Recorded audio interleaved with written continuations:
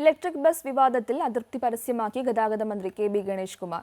താൻ പറഞ്ഞത് സത്യമെന്ന് ദൈവത്തിനറിയാം. ഇനിയൊരു തീരുമാനവും എടുക്കാൻ താനില്ല. പറയാനുള്ളത് ഉദ്യോഗസ്ഥർ പറയുമെന്നാണ് ഗണേഷ് കുമാറിന്റെ നിലപാട്.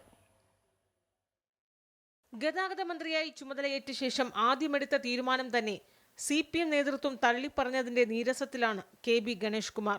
ഇലക്ട്രിക് ബസ്സുകൾ വൻ നഷ്ടത്തിലായതിനാൽ നിർത്തലാക്കുമെന്ന മന്ത്രിയുടെ പ്രഖ്യാപനത്തെ ഭരണമുന്നണി MLA VK പ്രശാന്തും പിന്നാലെ CPM സംസ്ഥാന സെക്രട്ടറി MV ഗോവിന്ദനും എതിർത്തതോടെയാണ് വിവാദത്തിന് തുടക്കമായത്.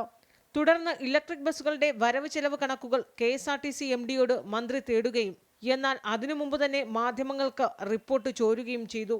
ഇലക്ട്രിക് ബസ്സുകളിൽ നിന്ന് വരുമാനം കിട്ടുന്നുവെന്ന കണക്കുകളാണ് MDയുടെ റിപ്പോർട്ടിലുണ്ടായിരുന്നത്.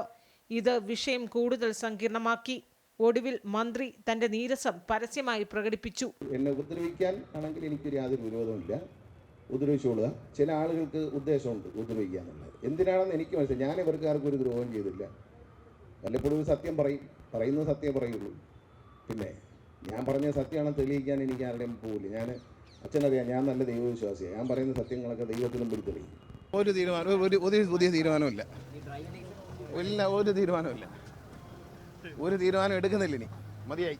ഒരാഴ്ച കൊണ്ട് നിങ്ങൾ മതിയാക്കി. പറയാനുള്ളത് ഉദ്യോഗസ്ഥരോട് പറയുമെന്നാണ് മന്ത്രിയുടെ നിലപാട്. അതേസമയം റിപ്പോർട്ട് മാധ്യമങ്ങൾക്ക് ചോർന്നതിൽ KSRTC MDയോട് മന്ത്രി വിശദീകരണം തേടിയിട്ടുണ്ട്. അമൃത ന്യൂസ്, തിരുവനന്തപുരം.